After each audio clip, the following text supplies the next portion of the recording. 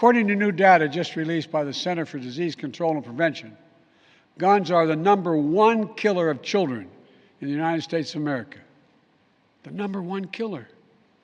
More than car accidents, more than cancer. Over the last 2 decades, more school-age children have died from guns than on-duty police officers and active-duty military combined.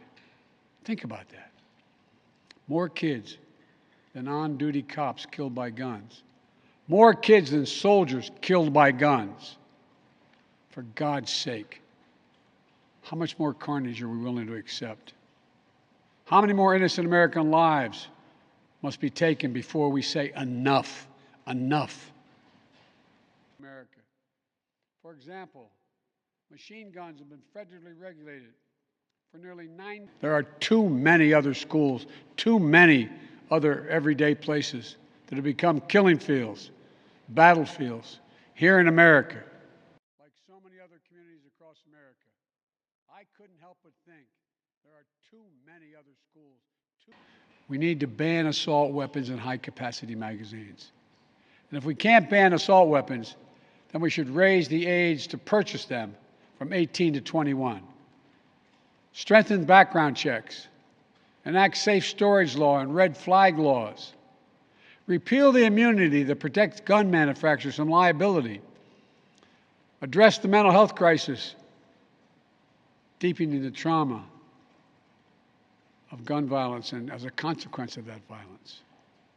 These are rational, common sense measures. Here's what it all means. It all means this.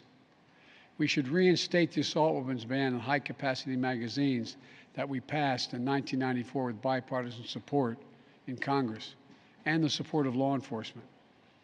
9 categories of semi-automatic weapons were included in that ban, like AK-47s and AR-15s. And in the 10 years it was law, mass shootings went down. But after Republicans let the law expire in 2004, and those weapons were allowed to be sold again, mass shootings tripled. Those are the facts. Places that have become killing fields, battlefields, here in America. We stood at such a place. This is not about taking away anyone's guns. It's not about vilifying gun owners.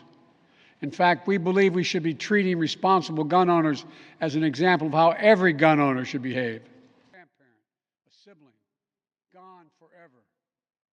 At both places, there have always been limitations on what weapons you can own in America. For example, machine guns have been federally regulated for nearly 90 years, and this is still a free country. This isn't about taking away anyone's rights. It's about protecting children than on-duty police officers and active-duty military combined. The damage was so devastating in Uvalde, parents had to do DNA swabs to identify the remains of their children. 9 and 10-year-old children. Enough. We should expand background checks to keep guns out of the hands of felons, fugitives, and those under restraining orders. Stronger background checks are something that the vast majority of Americans, including the majority of gun owners, agree on. How much more carnage are we willing to accept? How many more innocent American lives must be taken before we say enough?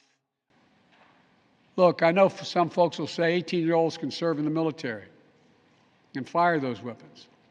But that's with training and supervision by the best trained experts in the world. Don't tell me raising the age won't make a difference. Enough. Here's what the families in Buffalo and Uvalde in Texas told us we must do. The gun industry's special protections are outrageous. It must end. And let there be no mistake about the psychological trauma that gun violence leaves behind.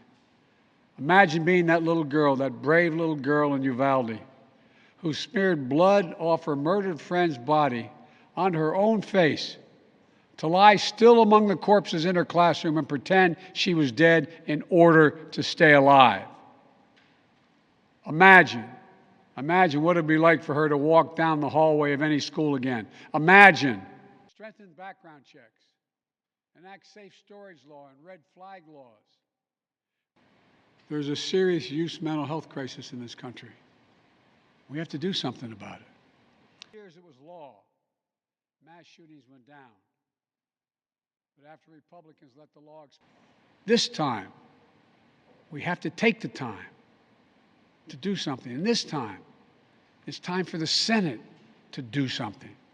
But as we know, in order to get anything done in the Senate, we need a minimum of 10 Republican senators. I support the bipartisan efforts that include a small group of Democrats and Republican senators trying to find a way. But my God, the fact that the majority of the Senate Republicans don't want any of these proposals even to be debated or come up for a vote, I find unconscionable. We can't fail the American people again.